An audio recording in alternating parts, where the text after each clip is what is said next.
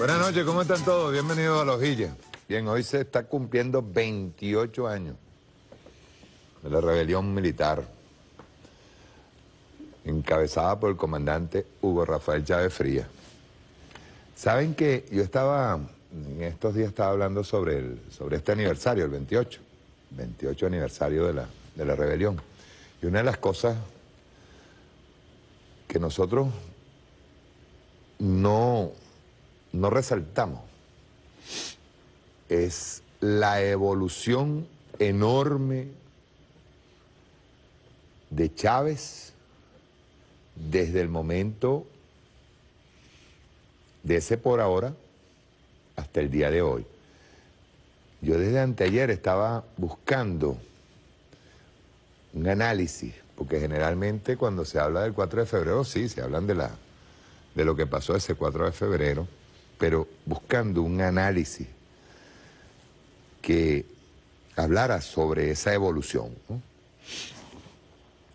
Y me encontré en Telesur, con fecha 2018, 5 de marzo de 2018, de el profesor Luis Pino. Encontré un artículo bien interesante.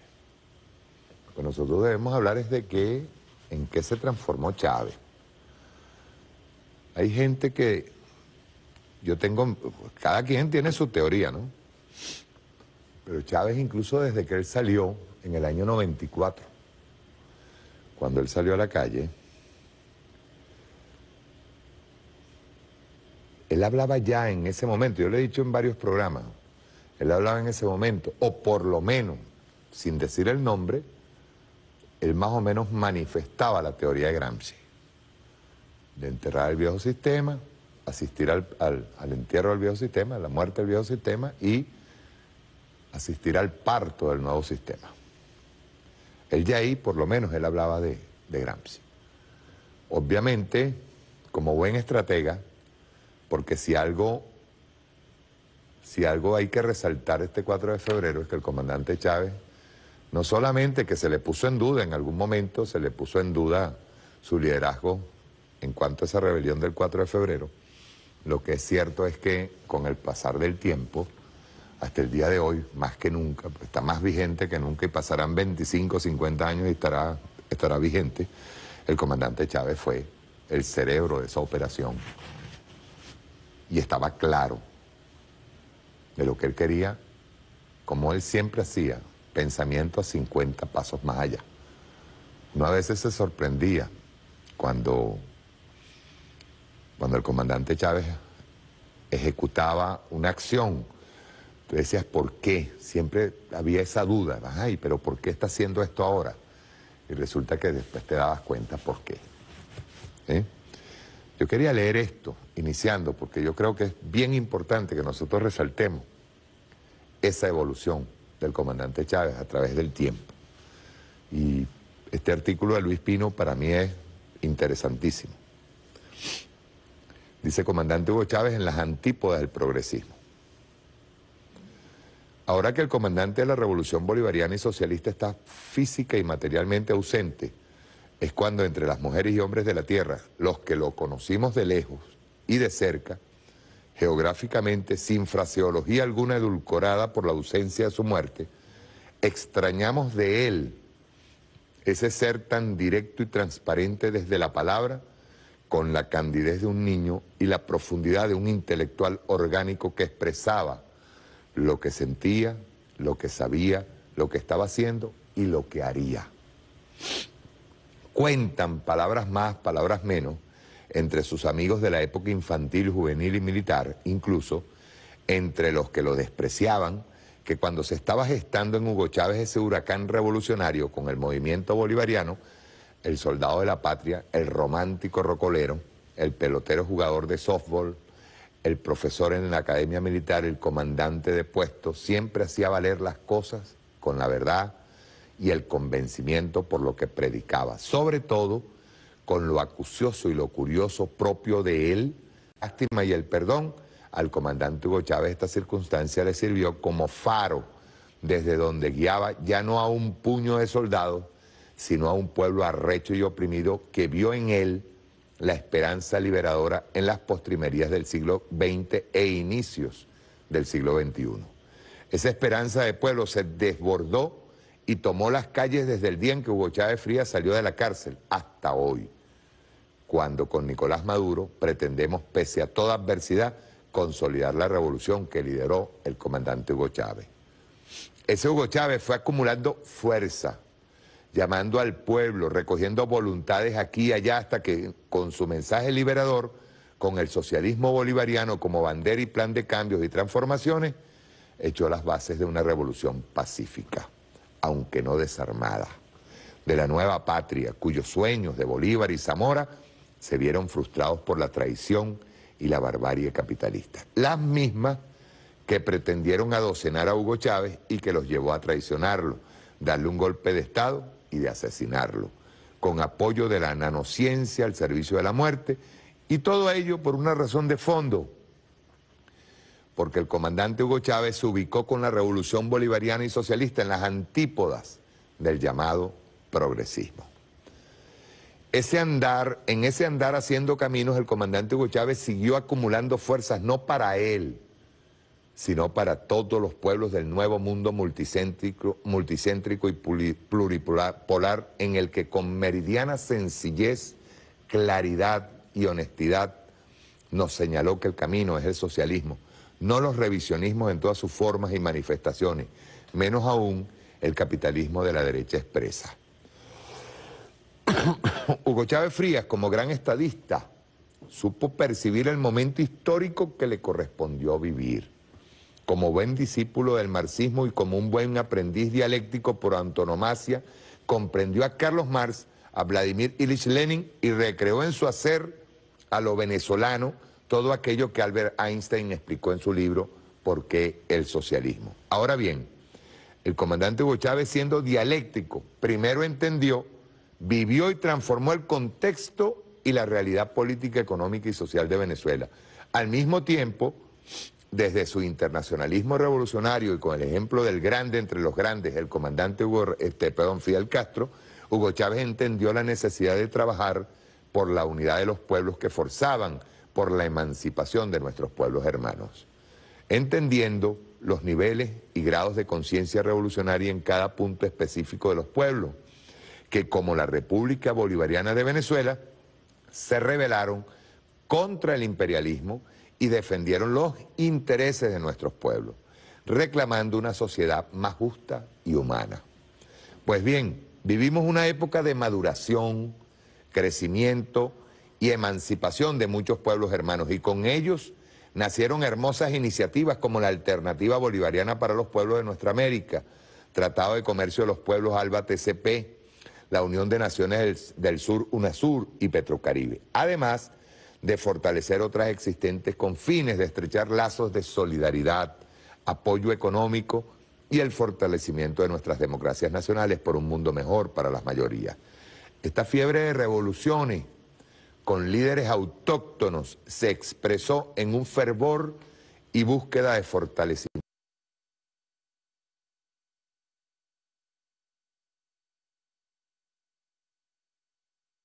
y anhelo de nuestros pueblos, por una razón: entre la ignorancia aprendida, el cretinismo y el culillo ante el imperio estadounidense y las otras hienas europeas, muchos de nuestros gobiernos y gobernantes de este nuevo mundo tendieron a coquetear con la conseja del progresismo, porque no se atrevían a decirle a sus pueblos que lo que perseguían eran ciertas reivindicaciones sin tocar ni afectar las bases del capitalismo, y fundamentalmente sin afectar a la verdadera clase gobernante, a la burguesía, razón por la cual muchos de sus gobiernos, siendo populares, no eran en nada gobiernos del pueblo ni para la emancipación o empoderamiento de ellos. Es por esto que, pasado un corto tiempo lineal y cronológico ante cualquier vaivén electoral, esos gobiernos amigos, aliados y hermanos que se pregonaron progresistas, que abrazaban a Hugo Chávez y asumían con cierta sorna y lástima condescendiente al soñador de Sabaneta, empezaron a ser reemplazados por los gobiernos de la extrema derecha.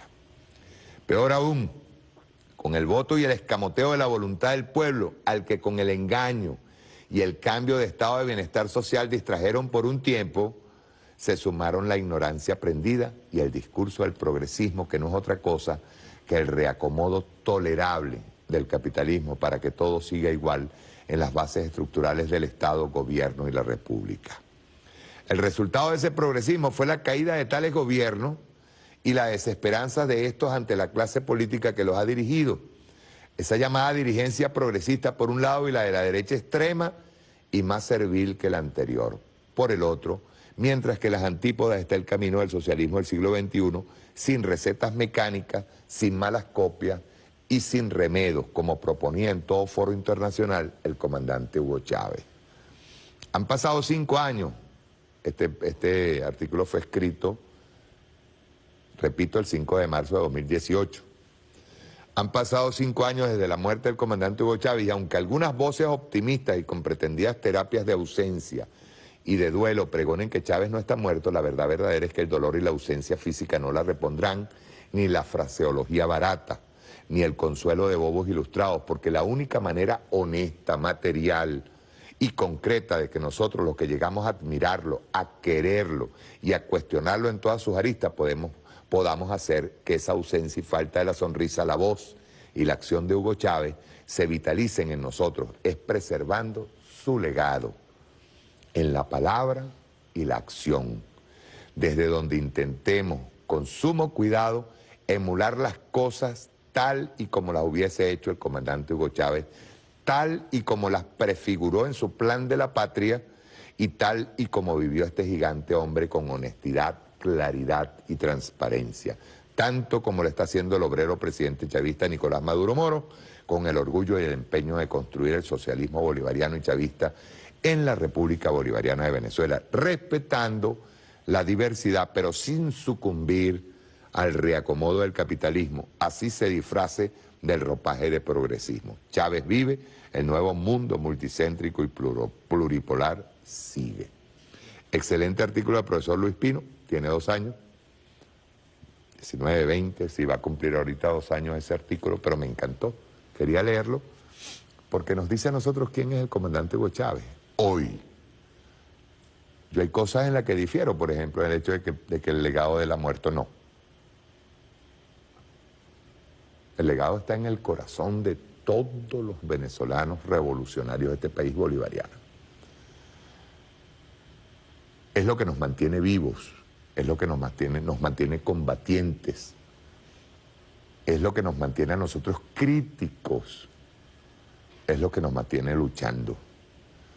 Cuando nosotros vemos lo que pasó, no solamente ayer en el programa de Diosdado, sino en la madrugada de hoy, cuando vemos a toda la gente que iba acompañando al presidente Nicolás Maduro, a los combatientes del 4 de febrero, Diosdado Cabello, estaba también el ministro de la Defensa, a Basilia, cuando nosotros vemos a ese pueblo que sigue acompañando, que va hasta allá, hasta el cuartel de la montaña con ese amor tan grande, cuando nosotros vemos, por ejemplo, lo que sucedió hoy, y por favor póngame el video 3 a tiro, cuando Diosdado presenta la ley que acabamos de firmar, o la que acabamos de aprobar en la Asamblea Nacional Constituyente, que es la ley de la Fuerza Armada Nacional Bolivariana, en donde la milicia se convierte en el 5º componente, en un cuerpo que, dicho sea de paso, pero hay gente que dice, ¿cómo fue que dijo ayer Diosdado en el programa? Dijo que hay gente que dice aquí que nosotros tenemos 200.000 milicianos. No, aquí ya vamos ¿para cuánto? ¿Para 2 millones, 3 millones de milicianos? Para 3 millones de milicianos. O sea, no, y aparte de eso, yo cuando hablo de la milicia como cuerpo y como 5º componente, estamos hablando de la estructuración ya de la milicia como, o sea, forma parte de la Fuerza Armada Nacional Bolivariana, pero hay otro componente.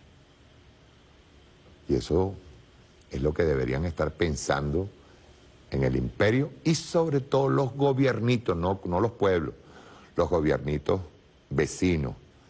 Nosotros tenemos a un pueblo en la calle que, no siendo miliciano, también está dispuesto a combatir para defender esta tierra. Esto es con lo que yo comienzo. Yo creo que nosotros tenemos que ir resaltando el enorme valor que tiene hoy más que nunca la palabra del comandante Hugo Chávez, y sobre todo en tiempos de dificultad. En tiempos de dificultad es donde nosotros nos crecemos. Eso hay que tenerlo muy claro. Bien, el Diosdado Cabello en la mañana, en la madrugada, estamos hablando a las 5 de la mañana, se hizo la marcha que llegó hasta el cuartel de la montaña y dijo lo siguiente. Rueda.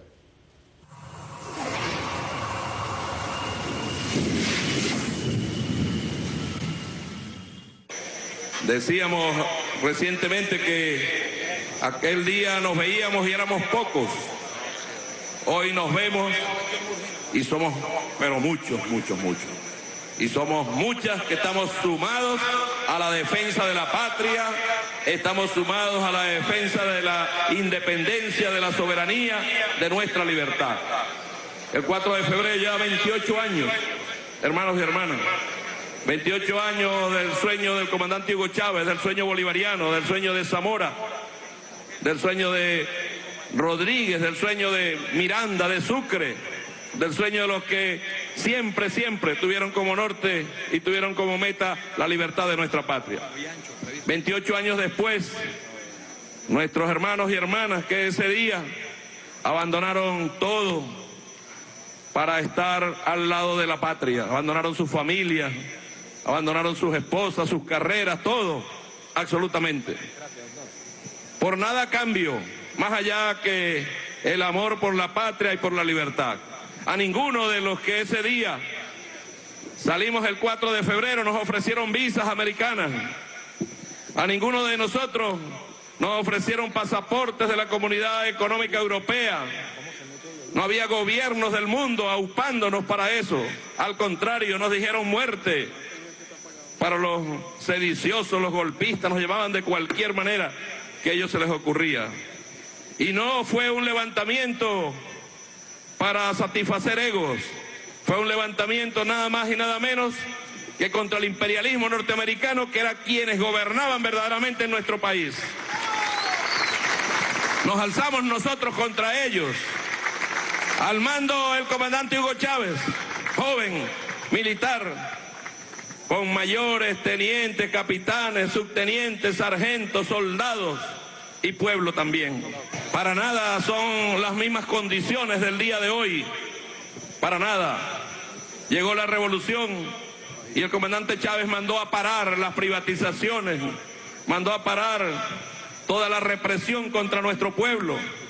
Comenzó a reconocérsele al pueblo los derechos que le fueron negados, desde la identidad hasta el derecho de aprender a leer y escribir en revolución.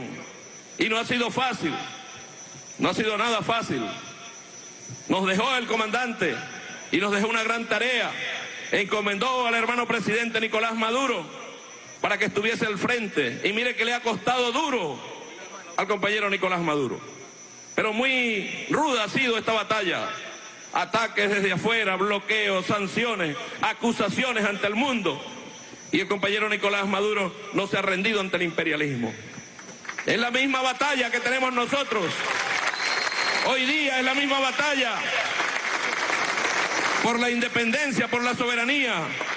Si estuviera en la presidencia de la República alguien que estuviese genuflexo, arrodillado al imperialismo, a las órdenes del imperialismo, estaríamos nosotros considerados como uno de los mejores países del mundo. Pero no, nosotros optamos la vía difícil, la vía de la verdadera independencia. Y una independencia que no es para nosotros ni siquiera. Cuando asumimos estas posiciones es para la defensa del futuro de la patria, de los hijos, de las hijas, de las hijas. En contra de todos. Hoy Venezuela se levanta como el referente mundial de la lucha de los pueblos por su dignidad. Nos están observando desde el mundo y el mundo puede tener la certeza clara, plena como la luna llena, que nosotros no nos vamos a rendir.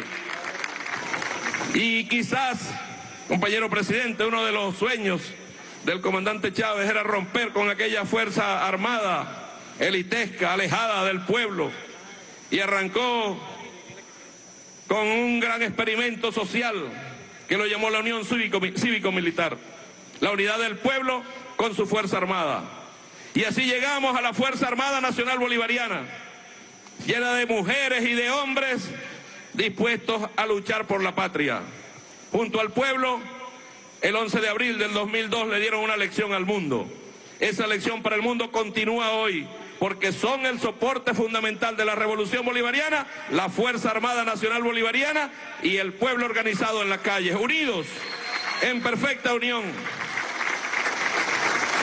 Y hemos ido avanzando, hermano presidente, compañeros, Vladimir Padrino, ministro de la Defensa, Ceballos, hemos ido avanzando y hoy, en homenaje a nuestro comandante, luego de un trabajo extraordinario realizado en el Ministerio de la Defensa, nuestra Asamblea Nacional Constituyente aprobó por mayoría una ley constitucional de la Fuerza Armada Nacional Bolivariana. Una ley, esto está muy fresco, fue la semana pasada, y quisiera en nombre de los soldados y soldadas del 4 de febrero, quisiera en nombre de nuestro padre Bolívar y del comandante Hugo Chávez, compañero presidente, entregarle a usted la ley constitucional de la Fuerza Armada Nacional Bolivariana para el ejecútese definitivo y comience a reconocerse dentro de la Fuerza Armada Nacional Bolivariana todas las estructuras necesarias para la defensa de la patria, defensa integral de la patria. Que nada ni nadie nos detenga, que nada ni nadie sea capaz de entorpecer la marcha de la Revolución Bolivariana. Y cumplamos la orden que nos dio el comandante Hugo Chávez aquel 8 de diciembre. Unidad, lucha y victoria. Unidad, lucha en perfecta unión cívico-militar, en perfecta unión de la Fuerza Armada Nacional Bolivariana. Hoy 4 de febrero, 28 años después, como homenaje al comandante, hermano presidente, le voy a hacer entrega de esta ley constitucional aprobada por la Asamblea Nacional Constituyente. ¡Leales! ¡Traidores! ¡Leales! ¡Traidores! Buenos días.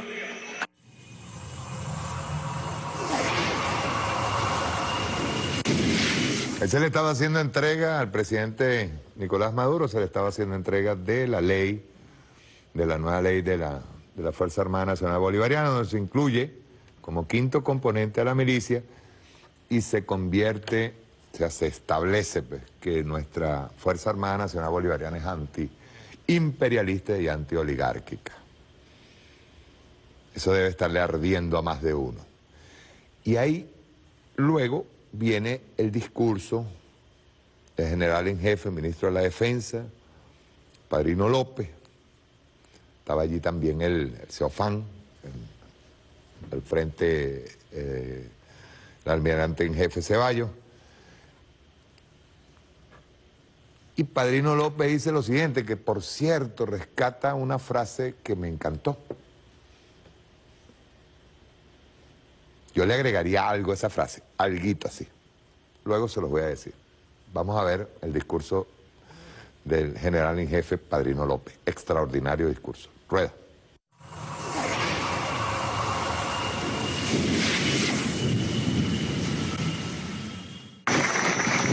Todavía retumba la voz vibrante de mi comandante Chávez en este cuartel militar, cuando conducía dignamente la orden de operaciones Zamora aquel 4 de febrero de 1992 y que hoy celebramos jubilosamente los y las patriotas.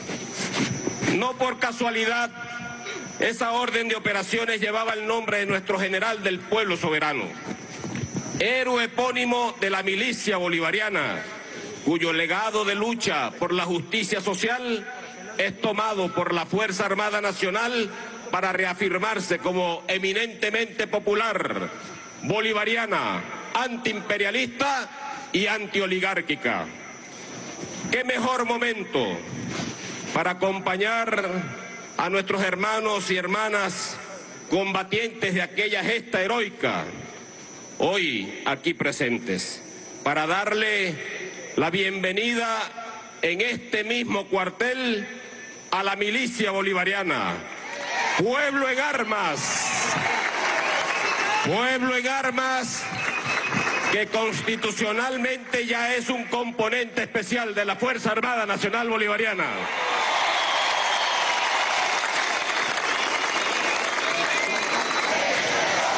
Con este acto soberano acabamos de derrumbar el muro construido con los resabios viejos que trataban de impedir la consolidación de la piedra angular de la Unión Cívico-Militar.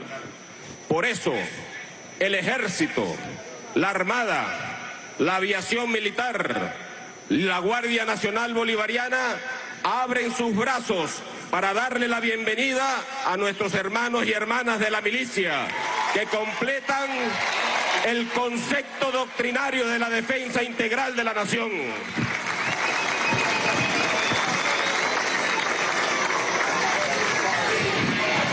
La Fuerza Armada Nacional Bolivariana es una organización viva que se ha venido transformando según las circunstancias que va requiriendo para la consolidación de la defensa nacional. Es así como hemos visto reformar nuestra ley orgánica a razón de las amenazas que se han cernido sobre la patria. En tal sentido, es necesario precisar que la génesis de este componente especial tiene como fecha el 13 de abril de 2002, cuando el pueblo salió a las calles a defender su poder soberano y en unión fecunda con la Fuerza Armada Nacional lograron restituir el hilo constitucional y traer de vuelta al comandante Chávez a su puesto de mando en la revolución. Fue solo entonces cuando el comandante Chávez hizo la lectura estratégica a estas acciones espontáneas de aquello que comenzaba a germinar como concepto embrionario de la milicia. Era la respuesta a las nuevas amenazas, para lo cual se necesitaba darle organización y cuerpo, surgiendo para la Fuerza Armada el desafío y la magna tarea de concretar, organizar e institucionalizar este potencial para la defensa de la patria. Atendiendo esta imperiosa necesidad, se inicia un proceso evolutivo del marco legal de la institución castrense, que inició en el año 2005, cuando se dio la primera reforma de la Ley Orgánica de la Fuerza Armada en revolución, para fortalecer el poder militar de la nación, palmaria a la Unión Cívico-Militar. Es así como se funda el Comando General de la Reserva y Movilización Nacional como una primera aproximación a la milicia. Esta ley constitucional que hoy recibimos de la Asamblea Nacional Constituyente, que integra a plenitud a la milicia como un componente especial de la Fuerza Armada Nacional Bolivariana, no hubiese sido posible sin el impulso decidido y valiente de nuestro comandante en jefe, Nicolás Maduro Moros. Tampoco hubiese sido posible sin la sabiduría y la claridad histórica de nuestro pueblo, representado en la plenipotenciaria Asamblea Nacional Constituyente. He aquí la muestra de la dignidad de un pueblo que ha retomado el control de su destino. Al desconocer los enemigos de la patria el concepto de dignidad, se niegan a entender que sus intentos por anular la soberanía popular y la independencia seguirán fracasando. Tal situación no está ajena a la geopolítica mundial. La construcción de un nuevo orden global y la actual lucha titánica de las grandes potencias por conquistar la supremacía en el siglo XXI tiene sus indefectibles consecuencias en Venezuela. La diferencia con otros tiempos estriba en que ahora tal lucha nadie puede hacerla sin envilecerse. La dignidad que nosotros tomamos es la originaria. No hablo de la manoseada en toda clase de contextos cuando se incluye hipócritamente en tratados, leyes y sentencias como bandera sin definición. Hay que distinguir entre lo que tiene precio y lo que tiene dignidad. Tiene precio aquellas cosas que pueden ser sustituidas por algo equivalente, en tanto que aquello que está por encima de todo precio y no admite nada a cambio, eso tiene dignidad. Lo incanjeable, lo que es un fin en sí mismo y por tanto nunca será un medio para propósitos bastardos, a eso llamamos dignidad.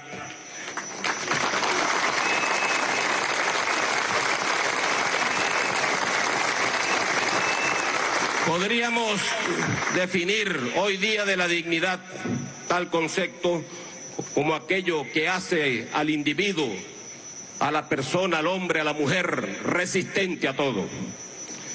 La dignidad seguirá guiando nuestros pasos en esta lucha.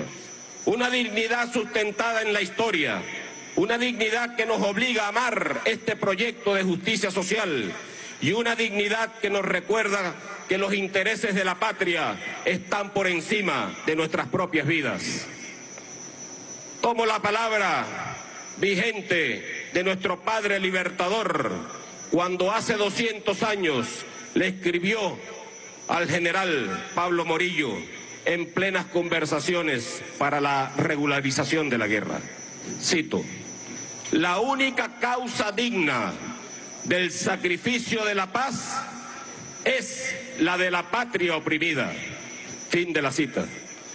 La repugnancia que nos inspiran los cotidianos atropellos del imperialismo nos despierta un sentimiento aún más vivo de nuestro propio valor. Cuanto más seguro estamos de esa dignidad originaria, tanto más trágico nos concientizamos de la mayor de las indignidades, la muerte. Qué paradójica condición la nuestra, dotada de dignidad de origen y abocada extrañamente a una indignidad de destino, porque estamos dispuestos a dar la vida ante un atropello intolerable de infinita y visible injusticia. Creo, como soldado de la patria, que las circunstancias definitivamente nos traen de nuevo, mi comandante en jefe, pueblo de Venezuela, a decir: ¡patria o muerte! ¡Hasta la victoria siempre! ¡Que viva Chávez! ¡Leales siempre! ¡Hasta la victoria siempre! Muchas gracias, mi comandante.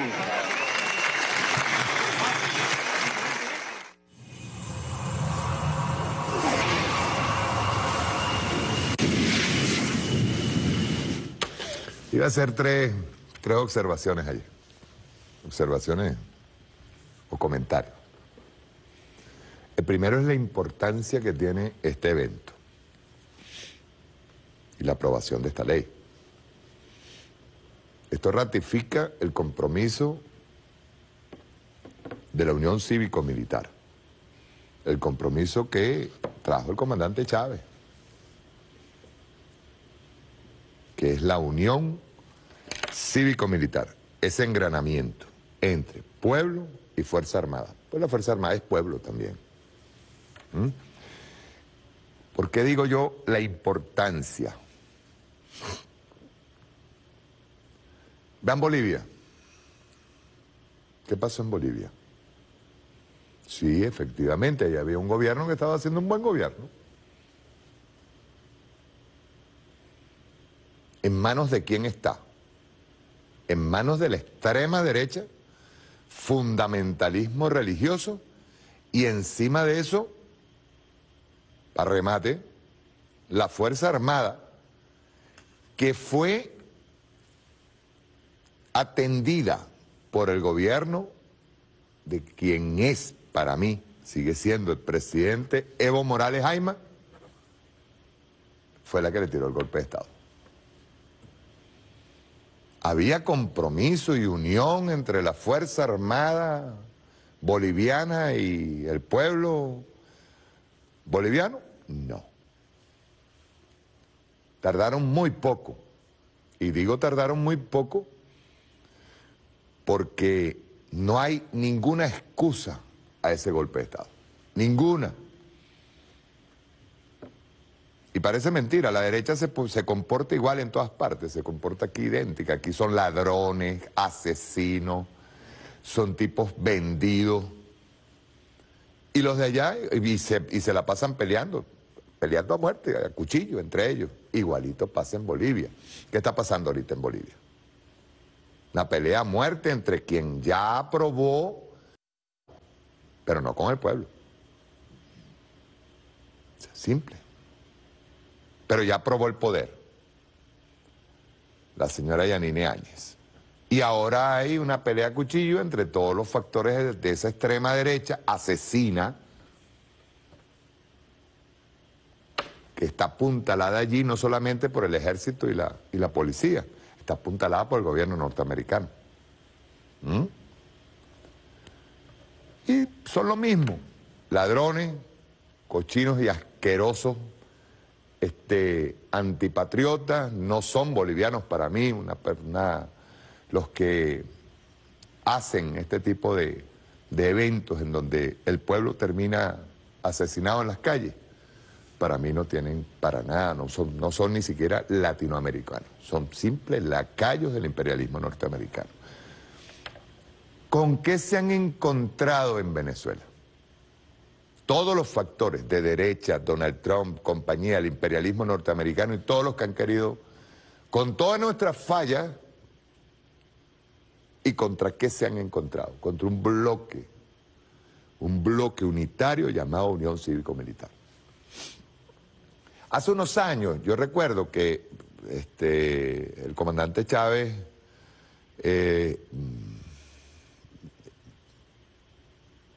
ordenó hacer un desfile cívico-militar para celebrar el 4 de febrero. Y aquí se horrorizaron.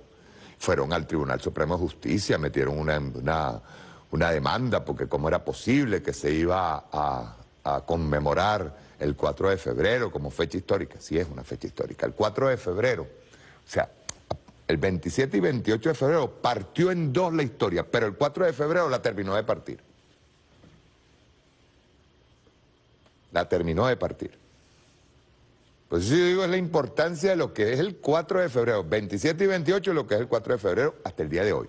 Porque el 27 y 28 de febrero fue el pueblo a la calle a enfrentar simple las medidas del paquetazo neoliberal que se nos venía encima. Que ya lo teníamos, pero se nos venía encima. La privatización de PDVSA que se venía encima. Teníamos privatizada la electricidad, teníamos privatizado CanTV, las comunicaciones, imagínense, todos los sectores estratégicos estaban privatizados, menos PDVSA. Se les mete Chávez por la banda y parte la historia en dos. Incluso, y es verdad, un militar desconocido, teniente coronel, aparece frente a las cámaras, por primera vez alguien se responsabiliza por un movimiento revolucionario, por un hecho, en este país en donde nadie se responsabilizaba por nada, en donde nadie se responsabilizaba por los 3.000, 4.000 muertos que tuvo el Caracazo, por todos los muertos y desaparecidos que hubo en la Cuarta República. Aquí nadie se responsabilizó. Un hecho específico, la muerte de Jorge Rodríguez Padre.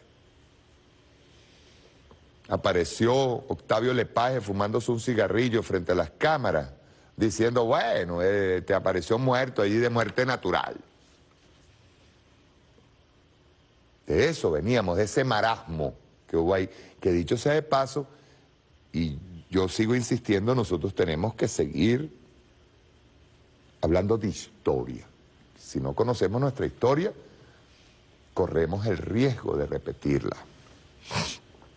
Y sin embargo, Chávez llega al poder y para muchos pueblos, no pueblos, sino para la dirigencia de izquierda, sobre todo hacia el sur de Latinoamérica, y es lógico pensarlo, que tuvo unas dictaduras militares tan feroces como la de Pinochet, o como la de Uruguay, la de Paraguay, la de la misma Brasil, la de Argentina, en donde hubo tantos muertos, obviamente Chávez levantaba recelo. Y sin embargo Chávez logra lo que nuestra izquierda no logró, siendo militar. Por eso es que yo digo, habría que hacer una revisión. Yo me imagino que alguna vez la historia no se termina de escribir hasta que no cierra su ciclo, eso es verdad.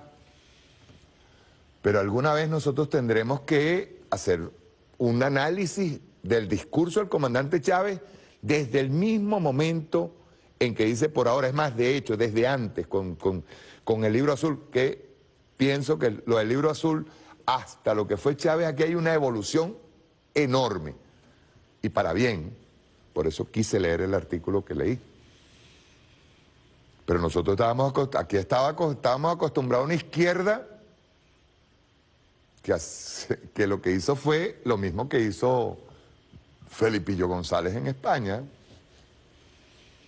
Cuando la pacificación de Caldera, yo lo he dicho en varias oportunidades, lo voy a repetir, cuando la pacificación de Caldera, ¿quiénes pacificaron? Los que terminaron con Caldera, el señor Teodoro Pekoff es uno, que terminaron con Caldera, siendo más de derecha que el mismo Caldera, eliminando prestaciones, favoreciendo a los sectores de la oligarquía. Aquí hay cosas que no se dicen y hay que repetirlas.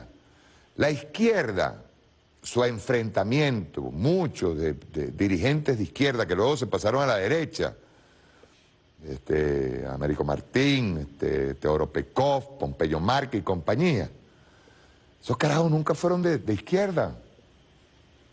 Basta saber y que me corrijan los camaradas que sufrieron cárcel, tortura, persecución, los que estaban en el monte en el momento en que Teodoro Pekoff, por ejemplo, cuando se escaparon del cuartel San Carlos. ¿No les parece extraño y curioso que los únicos que no tocaron ahí fueron estos sectores en donde estaba Teodoro Pekoff, Rubén Pekoff, Pompeyo Márquez? Estos no los tocaron. En cambio a los demás sí los estuvieron persiguiendo, los mataban, los perseguían, lo que fue la consecuencia final de esas persecuciones, Cantaura, la masacre de Yumare, o sea, y las persecuciones y desapariciones, que todavía hay guerrilleros enterrados, y hay otros, que como el caso del hermano de Sotorroja, que nunca aparecieron. Los tiraron desde un helicóptero. ¿Traicionados por quién?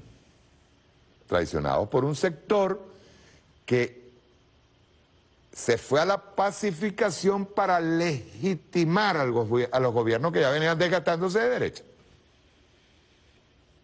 Caldera no pacifica nada, simplemente llega a un acuerdo, una izquierda que llegara allí con el 5, 6%, 10%, y bueno, tener un curulito por aquí, tener un dinerito por aquí de entrada, y eso es todo lo que se hizo.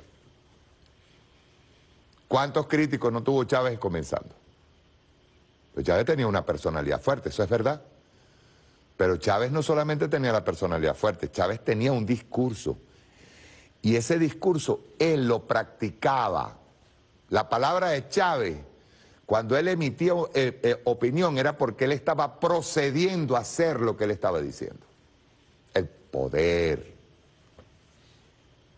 Yo siempre recordaré, y para mí es uno de los discursos más extraordinarios del comandante Chávez, cuando el Congreso Fundacional en San Carlos, en el cuartel San Carlos, del Partido Socialista Unido de Venezuela, que hablaba del poder, hay que ir a tomar el poder. No es nada más que ganarse las elecciones y llegaste, entonces ya tú eres gobernador, entonces te rodeaste de la misma basura que estaba ahí. No. Había que tomarlo, el poder económico, el poder político, el poder, y sobre todo, él decía, el poder militar. Nosotros tenemos ya que decir sin complejo ninguno, que nosotros tenemos una Fuerza Armada Nacional Bolivariana, ahora con un quinto componente, como es la milicia, que es profundamente bolivariana, popular, socialista, antiimperialista y antioligárquica. Hay que decirlo, sin complejo ninguno. ¿Cuál es el complejo? ¿Cuál es el complejo? ¿O es que nosotros vamos a hablar de la alternancia de poder? No, el poder se toma y se ejerce. ¿O es que vamos a hablar de la alternancia? No, vamos a ver si entonces yo agarro, aflojo por aquí, entonces maquillo y le permito a la derecha que entre un ratico, entonces después entro yo otra vez. No, eso no es así. Entonces estaríamos ubicados en el mismo escalafón de ellos, en la misma escala de ellos, pues seríamos de derecha. Ellos hablan de alternancia, fíjate bien, de la alternancia del poder. ¿Por qué alternancia del poder? ¿Por qué? Y sobre todo en estas condiciones en donde ellos, la ultraderecha, ha facilitado al gobierno norteamericano que nos aplique todas las medidas coercitivas, bloqueo, ataque a la moneda, que eso es muy importante decirlo. Entonces, ¿qué es eso? Y nosotros aquí con un pueblo, con Chávez en el corazón, resistiendo. Resistiendo. Esa es una de las cosas importantes que quería decir. Y hay una cosa que yo le he dicho, el comandante Chávez, recuerdo que nos cambió a independencia y patria socialista, viviremos y venceremos. Hay algo que Chávez decía, y él trató de explicarlo en varias ocasiones, porque bastante que se lo tergiversaron, entonces empezaba, no, porque ustedes la izquierda siempre piensan en la muerte. No, Chávez decía, y lo explicó en una ocasión, patria socialista o muerte. Estoy parafraseando al general en jefe, ministro de la Defensa, Padrino López. Patria socialista o muerte, venceremos. ¿Por qué? Pues si no tenemos una patria socialista, como dice Chávez, seríamos la nada. Eso es lo que nos ha dejado ese 4 de febrero, el 27 y 28 de febrero, cuando nosotros no teníamos esperanza ninguna. El 27 y 28 de febrero aquí no había esperanza ninguna, aquí nos masacraron y no había esperanza. ¿En qué vamos a pensar? Y la patria se toma, el poder se toma, se ejerce. Y les digo otra cosa más, para que no me vayan a salir con malas interpretaciones por allí. El poder se toma cuando nosotros estamos convencidos de que los que van a ser beneficiados son las mayorías, el pueblo. Se toma, se ejerce, se transfiere. Decía Chávez, ¿cómo se llama? Vivir siendo gobernados por el pueblo. Porque nosotros tenemos que entregarle a la derecha. Ve lo que nos ha enseñado 28 años después del 4 de febrero. Yo recuerdo cuando Chávez apareció por ahora. Y recuerdo las pintas en Caracas que decían, ¿por qué no nos avisaste? Porque era una operación militar y una operación muy... Se hicieron algunos contactos, pero era una rebelión en esencia militar. Y les repito, aquí se trató de cuestionar en más de una ocasión, luego del 4 de febrero, sobre todo en la década de los 90, para buscar dividir al movimiento bolivariano revolucionario 200, o el movimiento revolucionario bolivariano 200, el MBR 200, el movimiento bolivariano revolucionario 200. Para tratar de dividir la fuerza, se trató de cuestionar el liderazgo del comandante Chávez. No pudieron. Por eso ahora la importancia de aquel teniente coronel que aparece diciendo por ahora al comandante Chávez, estadista en la Organización de las Naciones Unidas o visitando los países árabes, o yéndose a Rusia, China, o enfrentándose como empezó a enfrentarse desde el mismísimo año 2000, allá en Quebec, en Canadá, al imperialismo norteamericano. Yo lo pongo así de esta manera, era un hombre de cojones, con una convicción absoluta revolucionaria, y lo que dijo, lo cumplió. Dijo que se consumiría en la revolución bolivariana y se consumió. Nosotros tenemos que seguir ese ejemplo. Ese es el ejemplo que nos deja el 4 de febrero, camarada. Porque no es fácil, sobre todo para esa época en que un militar tenía la vida hecha.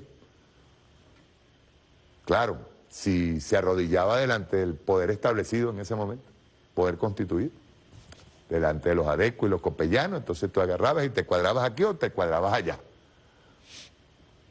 Y podías llegar a general.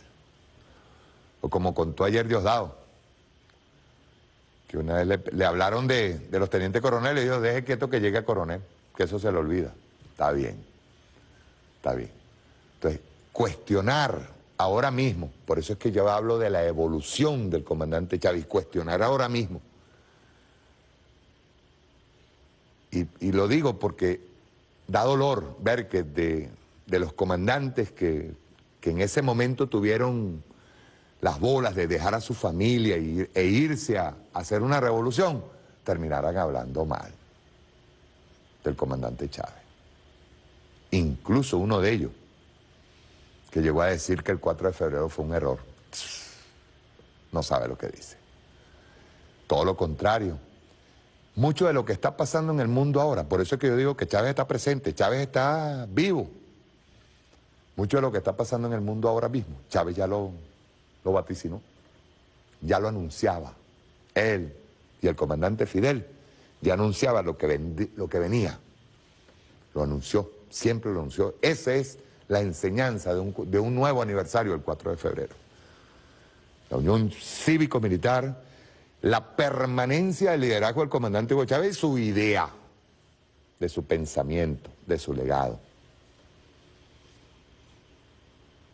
Y que eso es lo que hoy mantiene la revolución bolivariana viva, como decía él en su última locución, en llama ardiente.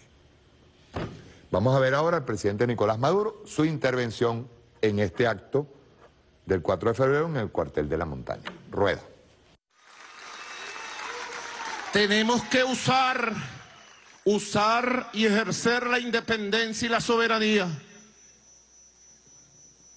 Hace unos días un barco de guerra gringo empezó a pasear en la rayita y los oficiales de la Armada pidieron autorización inmediata para ir a perseguirlo y advertirle que no podía entrar en mar territorial venezolano. Y yo, a través del comandante estratégico operacional, di la orden de tomar todas las medidas para ejercer nuestra soberanía marítima. Así se hizo y el barco se fue, mira. Se fue. Barco gringo fuera de aquí. Paz, soberanía, independencia. Con serenidad, nervios de acero, no decimos pues. Nervios de acero, máxima conciencia y máximo cumplimiento del deber, máxima movilización. Así hemos hecho. Ejercer la soberanía, ejercer la independencia, defender la paz a cada milímetro. Yo he denunciado, alerta, hay un grupo de mercenarios financiados y entrenados por Iván Duque en Colombia que han sido enviados a Venezuela a hacer ataques terroristas contra unidades y naves militares de Venezuela. Oído, 1000 ojos, 1 millón de ojos, 1 millón de oídos. Porque estoy seguro que más temprano que tarde los vamos a capturar y los vamos a castigar de acuerdo a la justicia venezolana. Porque en Venezuela queremos paz, no al terrorismo de Iván Duque en Venezuela, no al terrorismo, paz, independencia, paz y dignidad. Para continuar este camino de levantar la patria, que es difícil. ¿Y quién dijo que iba a ser fácil? Yo lo he dicho, hay muchas dificultades creadas por la agresión, la persecución económica y las dificultades que eso han creado.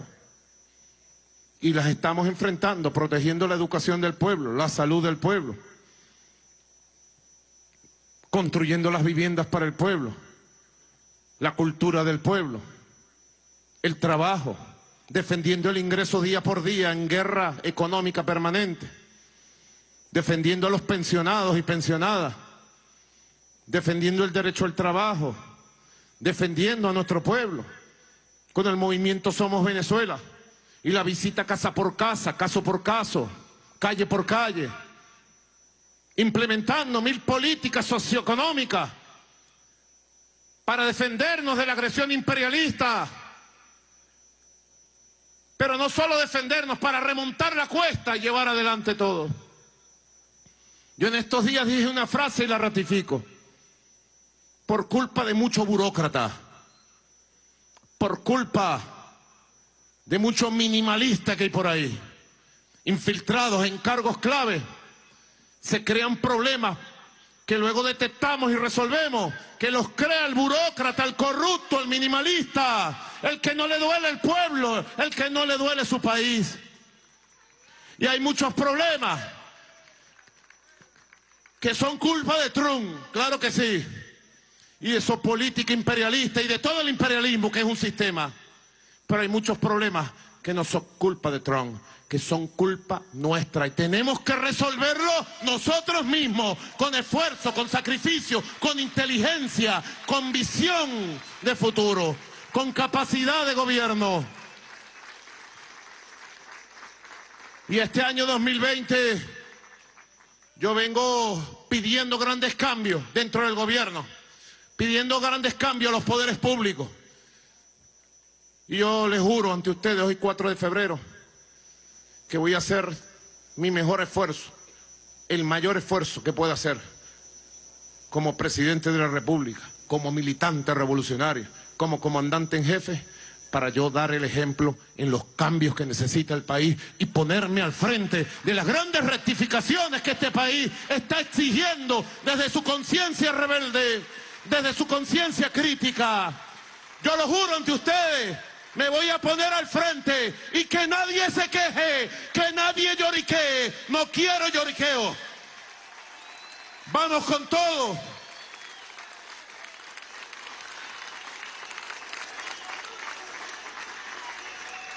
Máxima exigencia, pero máximo apoyo también del poder popular. Yo no quiero un poder popular dormido. Quiero un poder popular con capacidad de crítica y con capacidad de trabajo y de hacer. Un poder popular de verdad poderoso, construyendo. Porque no puede ser que frente a tu casa hay un tremendo hueco. ¿Y la comunidad qué hace? ¿Y por qué? ¿Dónde está el poder popular? Los consejos comunales, las UPD. Vamos a ponernos todos, pues, en modo de rectificación, en modo de cambio, en modo de transformación revolucionaria de nuestra patria. Tomo el espíritu rebelde del 4 de febrero para exigir más. Hagamos más por nuestra patria. A veces, yo les digo lo siguiente. A veces yo digo esto, que me sale del alma, que lo siento todos los días. Ustedes no saben lo que es ser presidente de la República.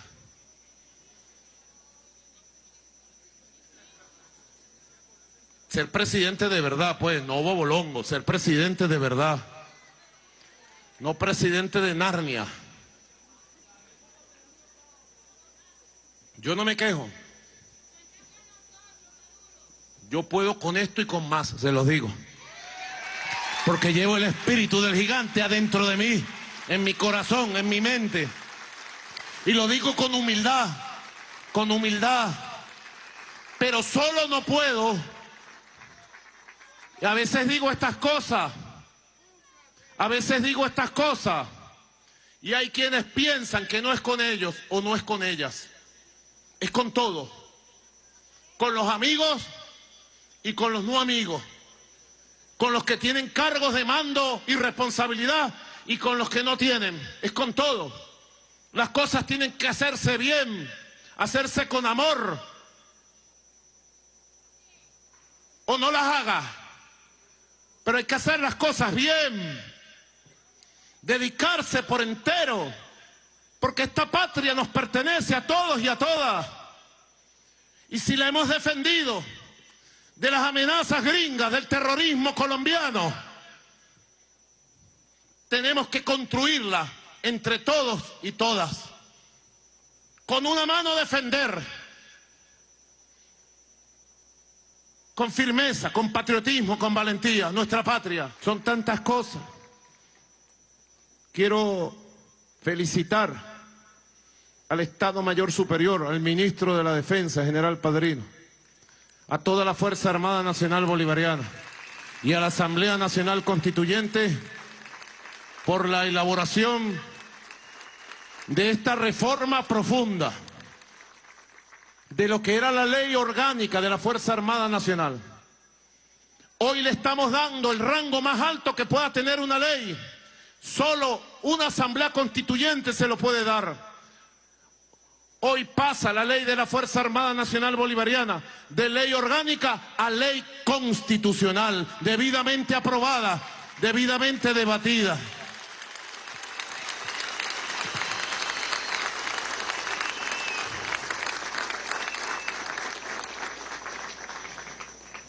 Esta ley constitucional cuenta 7 títulos. Yo llamo a su estudio, como todas las leyes, hay que estudiarla para aplicarla. Su ejecútese y aplicación. 23 capítulos, 30 secciones, 190 artículos. La antigua ley tenía 172 artículos. Se trabajaron varios ejes muy importantes que nuestro pueblo debe saber. El eje del fortalecimiento del carácter popular y de la unión cívico-militar. El eje del fortalecimiento del sistema defensivo territorial, y se lleva a la ley el sistema defensivo territorial de las regiones de defensa integral, las zonas de defensa integral y las áreas de defensa integral.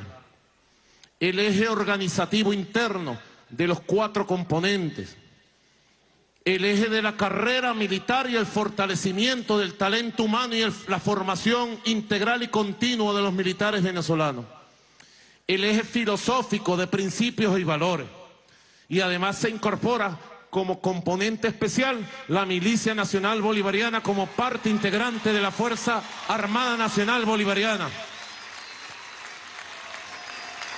Se plasmó se plasmó como ley constitucional el carácter bolivariano, popular, antiimperialista y antioligárquico, y se fundamenta la seguridad de la nación dentro del marco de la corresponsabilidad entre el Estado y el pueblo. Corresponsabilidad.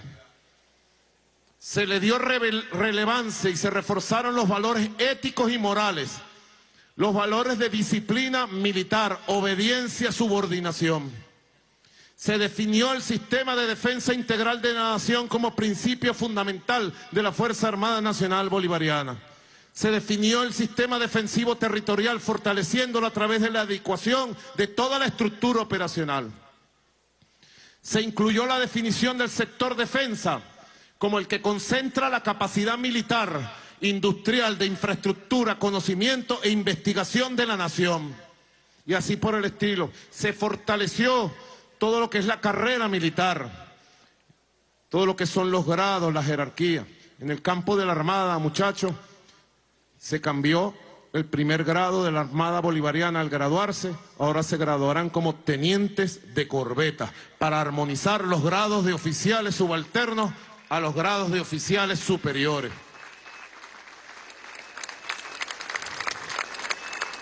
Muchas cosas que hay que estudiar para aplicarlas, y yo puedo decir que esta ley ha llegado en el momento preciso de la batalla por nuestra patria. Es una ley para ejercer la independencia y la soberanía. Es una ley para garantizar la integridad territorial. Y es una ley para garantizar la defensa nacional hasta en el último territorio de esta Venezuela que nos duele, de esta Venezuela que amamos. Miren, decían, yo recuerdo que pasé unos videos recientemente de la reforma que proponía el comandante Chávez. Y una de las cosas que él proponía era ocupar hacia la frontera, ocupar el territorio.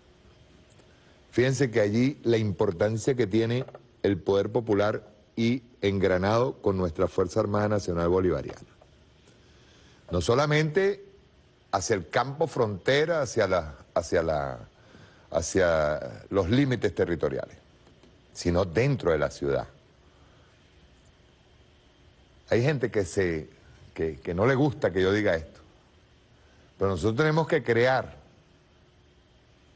las condiciones para que en cada esquina, en cada cuadra, escuché bien, en cada esquina, en cada cuadra, haya una persona vigilante de cualquier actividad terrorista que quieran ejecutar.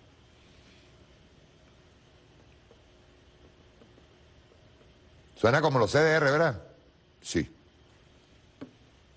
Vigilante, mosca. Eso forma parte de la defensa integral de la nación. Eso forma parte de la defensa integral de la nación, de la defensa de la revolución. Estar alerta. Este país, este gobiernito vecino que nosotros tenemos, es un gobierno asesino. Ayer ya anunciaban la muerte de otro trabajador social. Y la Comisión de Derechos Humanos, la señora Bachelet, ahí calladita. No dice nada. Sumen cuántos luchadores sociales han asesinado y cuántos de los exguerrilleros han sido asesinados en Colombia. Voy a otro ejemplo. Nosotros sabemos que la derecha, la ultraderecha fascista que nosotros tenemos, tiene tratos con los paramilitares. Nosotros lo sabemos. Esto no es de ahora, esto no es nuevo. Esto no es nuevo. Tienen trato con los paramilitares y están, lo que llamó el presidente Nicolás Maduro en una oportunidad, y tiene sus células durmientes. Y van a atacar, por ahí recibí un reporte, y van a atacar unidades de nuestra Fuerza Armada en sitios en donde ellos consideren tirar sus emboscadas, pues. Bueno, para eso nosotros tenemos que movilizar, tener articulación total entre campesinos, trabajadores, mujeres, en todo el territorio nacional. Una especie de red de inteligencia social para nosotros detener cualquier actividad terrorista. Porque así es como van a trabajar ellos. Y están desesperados. Y lo peor de todo es que a cada ataque más desprestigiados están. A cada ataque que hacen. Ellos no lo han terminado de entender. Por aquí viene un video de Naín. ¿Saben? ¿Ustedes saben Naín? Moisés Naín. Uno que fue, por cierto, de los que estuvo en el gobierno de Carlos Andrés Pérez, cuando el paquetazo, Moisés Naín. Bueno, y estaba entrevistando a una persona hablando sobre Donald Trump. Yo quiero que ustedes vean esto, por favor. ¿Qué debe hacer el gobierno de Estados Unidos para que el país vuelva a tener el rol de liderazgo que tenía en el pasado? Escuchen bien, vean, ¿Qué debe hacer? Vean la pregunta que tira Moisés Naín, ¿ves? Él no se preocupa, es venezolano de nacimiento, pero no de cabeza ni de corazón, para nada. Este señor le pregunta qué debe hacer Estados Unidos para volver a retornar a ser líder mundial. Imagínense, vean ustedes lo que ellos hacen, qué es lo que piensan. Voy. El gobierno de Estados Unidos para que el país vuelva a tener el rol de liderazgo que tenía en el pasado. The U.S. needs first to be a cooperator again in the world because Estados Unidos tiene que, en primer lugar, volver a ser un cooperador en el mundo porque ahora mismo es una fuerza desestabilizadora. Las cosas que están pasando me dan escalofríos. La llamada guerra comercial con China, que en realidad es una guerra contra China, no originó en el Congreso de Estados Unidos, no se llevó a votación ni se debatió entre el público estadounidense. La salida de Estados Unidos del tratado nuclear con Irán, que es otro gran golpe a la seguridad global y una gran amenaza a la paz, también se llevó a cabo sin ninguna legislación. Trump además está tratando de quebrantar el régimen de Nicolás Maduro en Venezuela, pero en este caso también estamos viendo a una persona actuar sin el apoyo de ninguna legislación. Así que lo primero que me sorprende es cómo una persona dentro del orden constitucional que existe en Estados Unidos logra hacer tanto daño.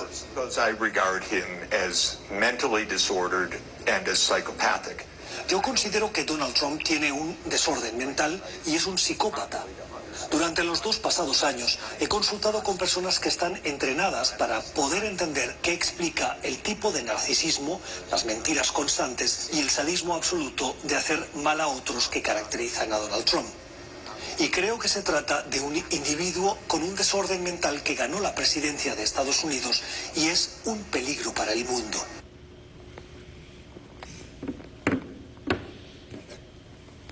Voy a recordar lo que decía el comandante Hugo Chávez. Nosotros no estamos peleando contra estos becerros que está aquí en el gobiernito de Colombia, o el becerro que está aquí en el gobiernito de Brasil. No, no, no, no. Nosotros estamos peleando contra el imperio más asesino y en manos actualmente de un psicópata. Que no le va a importar hacer daño. Lo peor de todo es que a más daño que hagan, más resistencia va a haber. Para que lo sepan. Esto que dicen estos comentaristas, que no son de izquierda, es totalmente cierto. Totalmente cierto. O sea, a más daño, más resistencia en el mundo. Hay un cambio, y ese cambio fue anunciado por Chávez, escúchese bien. Hay un cambio en el mundo, un cambio de paradigma, un cambio en lo económico, en lo social. Hay cambio en el mundo. Y Estados Unidos pretende, con las mismas recetas de hace 50 años, pretende seguir dominando. Entonces, era lo que les explicaba yo ahorita. Vean ustedes que ahí el presidente Nicolás Maduro habló de varias cosas, pero entre ellas la defensa integral de la nación. Cada venezolano, cada campesino, cada obrero, cada mujer, cada hombre de este país tiene que estar alerta. Eso no cuesta nada. Alerta en su casa. Alerta a cualquier situación irregular. Empezando por allí. A cualquier situación irregular. Porque como dijo el presidente, más temprano que tarde serán capturados. Esas células durmientes que las están activando. Y les repito, a más agresión, más resistencia. A más agresión, más convencimiento de que tenemos que defender la revolución. Eso hay que decirlo. Por otro lado, el presidente de la Asamblea Nacional Constituyente, Diosdado Cabello, dijo el otro día que nos iban a entregar credenciales a los constituyentes, voceros del pueblo, a la Asamblea Nacional Constituyente. ¿Para qué? Para actuar en consecuencia. Es lo mismo que tiene que hacer el pueblo, no es solamente nosotros. Es lo mismo que tiene que hacer el pueblo. Salir y combatir la especulación, combatir los precios altos, combatir la burocracia, combatir incluso hasta el maltrato a veces que se hace en bancos, por ejemplo, del Estado. Maltrato que se le sigue haciendo a la gente. La atención en un ministerio, la burocracia, el tema de no resolver cosas que son elementales, que nada más por el solo hecho de decir, bueno, hasta de poner un cartelito y decir, no, estoy almorzando, y no, incluso que tú veas a una persona en cola que está en ese momento allí, enfrente, no, son las 12, voy a comer, y la dejas ahí en la cola. Maltrato a la gente, maltrato al pueblo. Gente que incluso lo hace por mecánica, ¿saben? Porque si se lo hicieran a ellos, imagínense cómo se pondría. Si se lo hicieran, estuvieran quejándose pues, del gobierno. Una revolución hoy atacada de manera feroz, perseguida. Sus cuentas bancarias, las medidas coercitivas, bloqueo financiero, ataque a la moneda, hiperinflación inducida. Que fuimos, mientras no nos habían aplicado las sanciones ni nos habían declarado amenaza extraordinaria e inusual, nosotros éramos ejemplo en el mundo. ¿Que nosotros hemos dejado de hacer el trabajo? No. Lo que dijo el presidente ahí es verdad.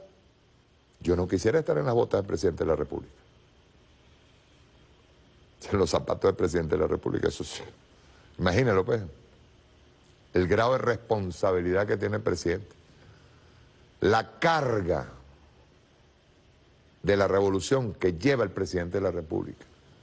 Nosotros tenemos que facilitar para que esa carga no sea tan pesada. Tenemos que trabajar. Eso sí, hay una cosa que es verdad. El presidente dice más participación del poder popular, participación crítica. No es que tú agarraste y viste un hueco ahí, entonces te pusiste a despotricar el gobierno. No. No, mire, ir a la institución que le corresponde a que venga a arreglar ese hueco. Pero eso sí, la institución tiene que responder. Porque así como lo que es bueno para el pavo es bueno para la pava. A veces nosotros vemos, sí, la crítica o digamos el reclamo, así como que ligero, pues. Nada, que ahí está la calle llena de huecos. Bueno, le voy diciendo de una vez, todas las calles de la urbanización Cultura están vueltas mierda, toditas, pues. Voy diciéndolo de antemano. Pero es agarrar y decirle así bien claro. Decirle, epa, ¿y cómo hacemos? Porque se hace la denuncia, sí. Pero hay que averiguar por qué. No me llega agua, por ejemplo. No, yo quiero averiguar por qué no me llega agua. Porque tenemos un sabotaje también eléctrico que nos impide que las bombas carguen para que llegue arriba. O, en su defecto, no sabemos si es que en la entrada de X sector hay llaves que favorecen un sector y trancan las otras. Hay que agarrar y averiguar. No salir con la crítica fácil, agarrar y decir, epa, no, lo que pasa es que el ministerio no sirve. No, no.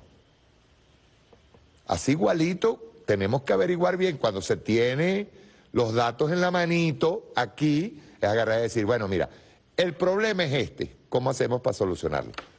Proactivo, para agarrar y hacer el trabajo. Y de inmediato ser respondido a lo que tienen que ser. Pues.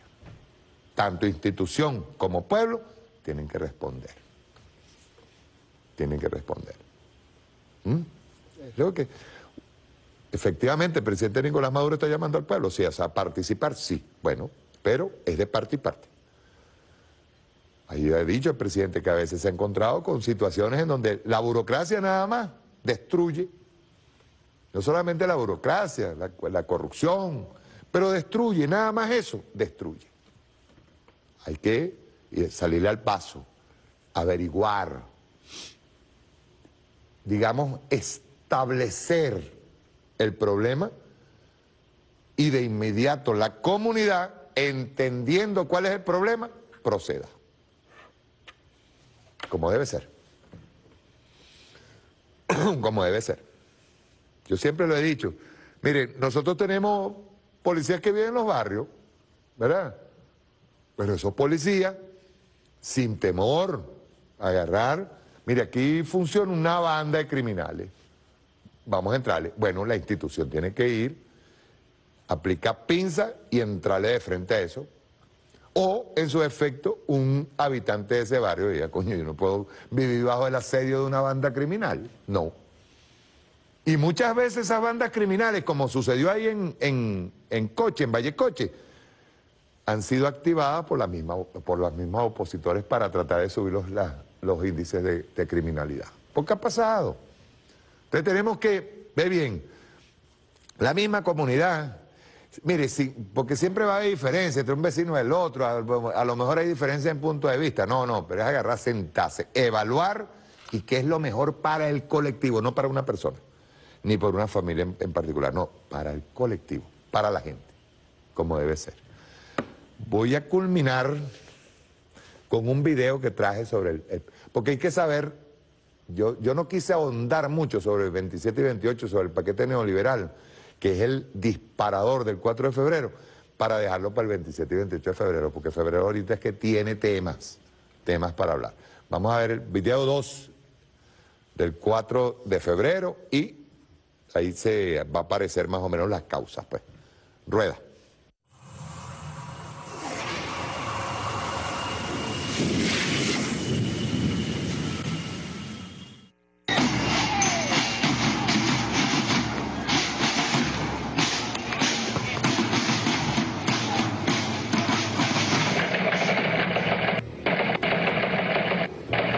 Considerando que en la madrugada de hoy se produjo una intentona golpista con el propósito de quebrantar el Estado de Derecho y subvertir el orden constitucional de la República. Un comandante paracaidista desconocido se alzó hoy contra el gobierno de Carlos Andrés Pérez.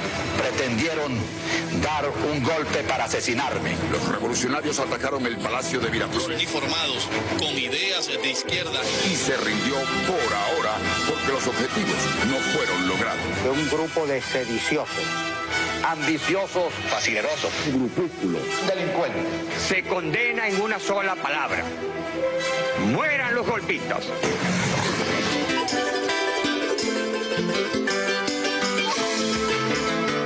Que realmente eso lo que quería era mejorar la situación del país. ¡Una verdadera democracia!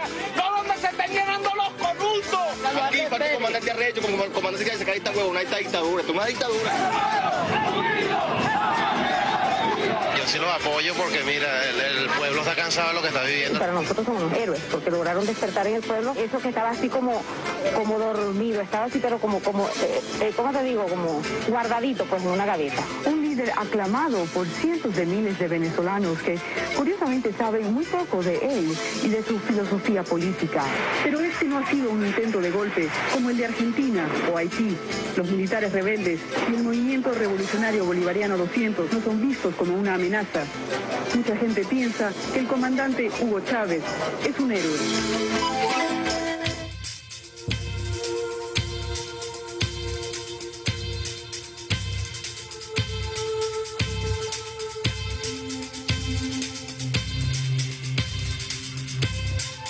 Y yo, ante el país y ante ustedes, asumo la responsabilidad de este movimiento militar bolivariano. Aquí no hay problemas ideológicos. Aquí no tienen por qué separarnos las diferencias inevitables en la controversia política, la voluntad y el coraje del proyecto único y necesario, indeclinable, necesario, imprescindible, una meta y un fin, un portento de grandeza y de riqueza. La gran Venezuela es una posibilidad real, está delante de nosotros y vamos a alcanzarla. Manos a la obra. Recibo una Venezuela hipotecada. Fueron 40 años exactos, pues, desde 1958 hasta 1998. Manejaron el petróleo y lo entregaron a los intereses transnacionales. Tenían a Venezuela como una bodega con mucha riqueza, produciéndole mucho beneficio al equipo que para el momento estaba al mando. Acción Democrática, como podría ser COPEI. Los pobres servían únicamente para ir a votar cada 5 años. Los veían como que esas personas no tenían derecho a más nada, sino a obedecer a lo que decía la burguesía, a lo que decía esa gente de la alta sociedad, de la clase pudiente. Entonces yo decía, ¿pero por qué? Si el hecho de que de repente yo sea más pobre no quiere decir que yo no tenga derecho a la salud. Entonces eran esas cosas que yo no entendía. Yo cuando llegaban las elecciones, que llegaba aquel proceso de ADEI, COPEI, aquellas caravanas, aquellas cosas, yo me indignaba.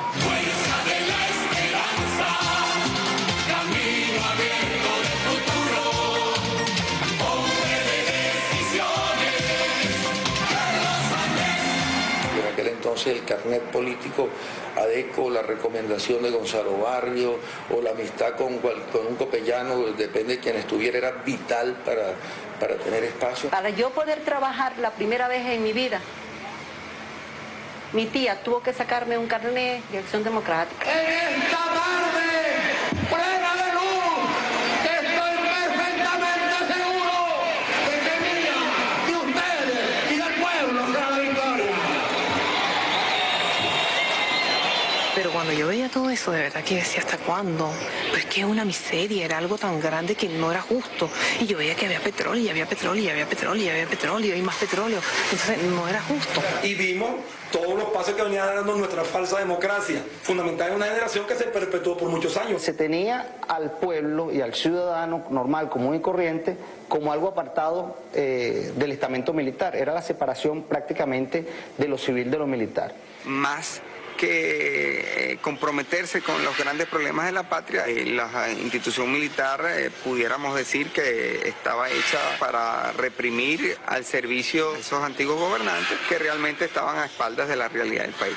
El ejército venezolano tiene la particularidad de que nutre sus cuadros de oficiales de gente del pueblo, de personas que venimos de las clases bajas, del interior del país, que hemos estudiado en liceos públicos y que traemos la realidad de ese pueblo en nuestra sangre. Porque es que uno estaba viendo la opresión. Una de las causas que quizás lo llevan a uno a eso es que tú estabas aquí como capitán y aquí no alcanzaba la comida para los soldados.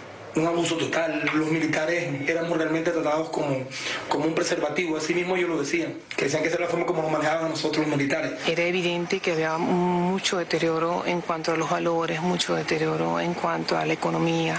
Aquella famosa frase de sembrar el petróleo pues nunca se cumplió en realidad. O sea, lo sembraban en otra parte porque el pueblo no sentía esa siembra, no sentía el beneficio. Y era triste pues ver una sociedad tan hermosa, pero que estaba estancada en manos de personas que no hacían nada sino desangrarla y defalcarla. Mucha gente pasaba hambre. En aquella oportunidad uno veía que la gente comiera hasta perrarina. No podían comer 3 veces carne a la semana. Por lo menos nosotros teníamos una profesión y sabíamos que a un poco íbamos a recibir un sueldo.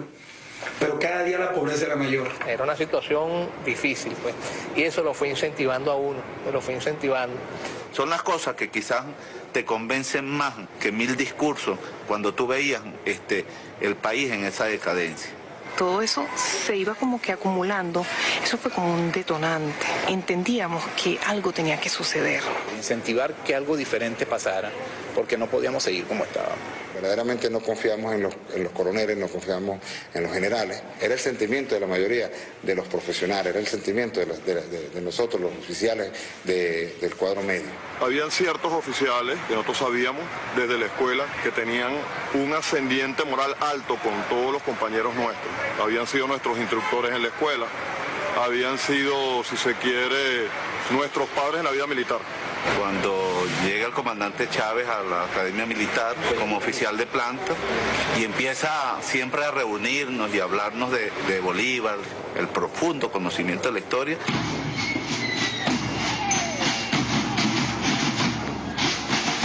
Comenzó a buscar en muchos de nuestros cadetes quienes integraran ese movimiento y quisieran rescatar a este país.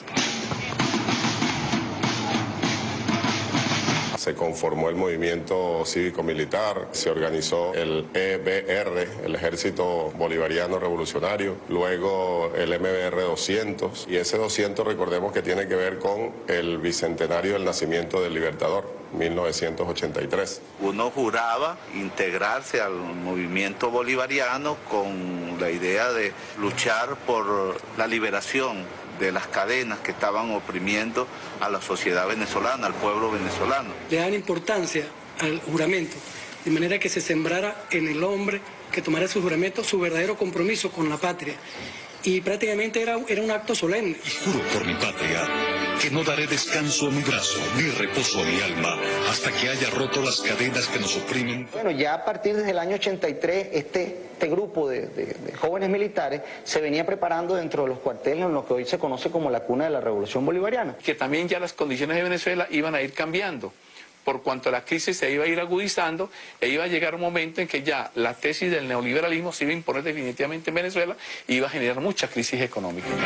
El gobierno anunció hoy viernes en la tarde la suspensión de ventas de divisas. El sistema comienza a presentar fracturas a partir de 1982-83 con el llamado Viernes Negro. Ha muerto el paraíso financiero venezolano. El dólar pasó de 4.30 a 7.50. La privatización es un negocio donde nadie pierde y todos ganan. El futuro del país.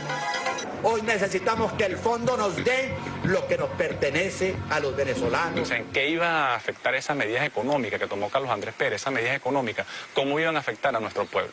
Ellos no lo vieron.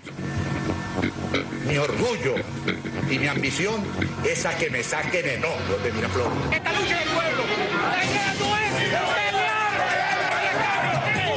El Caracazo lo muestra de una manera muy cruda lo que estaba pasando dentro de la sociedad venezolana. Ese aguantar de tantas políticas injustas, políticas que condujeron pues a esa grave crisis en las calles de Caracas, así como en Los Teques y en otras ciudades. Nosotros vimos descarnadamente pues el desespero de la gente. El gobierno militariza las calles y suspende las garantías constitucionales. Los altos mandos militares de la época ordenaron reprimir a esa población que estaba saliendo simplemente porque tenían inmensas necesidades no atendidas a través de los años.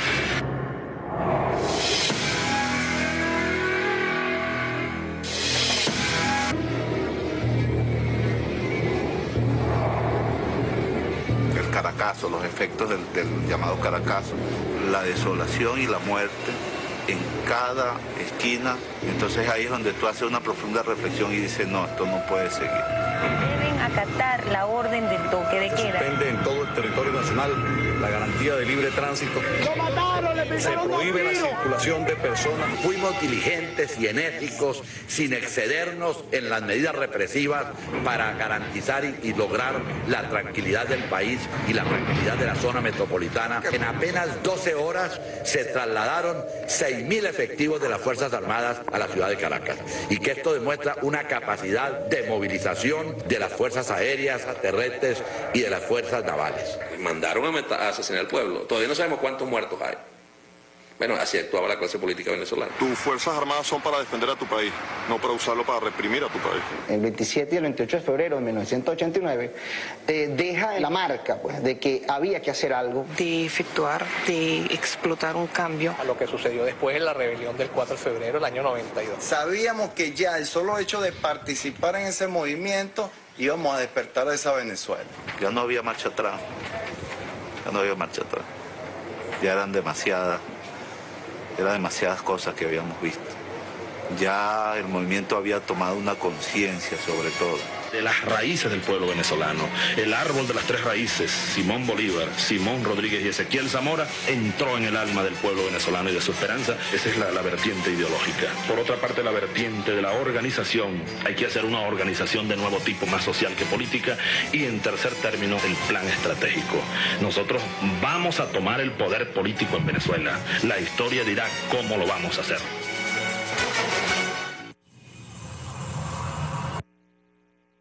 Y ya estamos despidiendo el programa. Hay algo, finalmente, que debo decir, ¿no?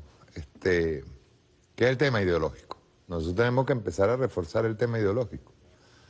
Repito, sin ningún tipo de complejo. Nosotros no estamos aquí para estar apostando a alternancia de poder con nadie. La revolución bolivariana, ni siquiera la veo yo por periodos de gobierno. No. La revolución bolivariana llega al poder en el año 98, con el comandante Chávez hasta el 2013, y luego siguió con el presidente Nicolás Maduro al frente. Entonces, hay que reforzar también, tanto en lo militar como en lo civil, el tema ideológico. El tema ideológico.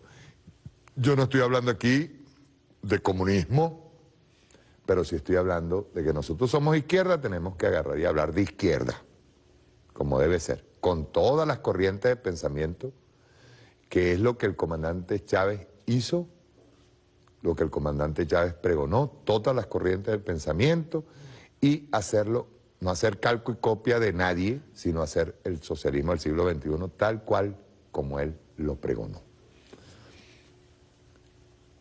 Lucha de clases, eso es marxismo, guste o no guste, a quien no le guste. Y aquí tenemos que agarrar y hacerlo. Simple. El tema ideológico es un tema fundamental. El tema ideológico es el que nutre al poder popular. Y es el que nutre a nuestra revolución, es el que nutre a nuestra Fuerza Armada Nacional Bolivariana. Repito, el 4 de febrero, hasta hoy, es lo que nosotros nos ha hecho garantizar con nuestra Fuerza Armada, pueblo y Fuerza Armada juntos en la Unión Cívico-Militar, garantizar la revolución bolivariana hasta hoy. 28 años del 4 de febrero. Y el comandante Chávez hoy más que nunca ratifica su liderazgo a nivel mundial. Porque hoy más que nunca su palabra, su pensamiento está más vigente que nunca en el mundo. Todavía hoy, de lo que él ha hablado, falta por cumplirse. Lo previno y ahí va, vamos avanzando. Hay un nuevo mundo y en ese nuevo mundo nosotros tenemos que avanzar. Chao, nos vemos el próximo sábado.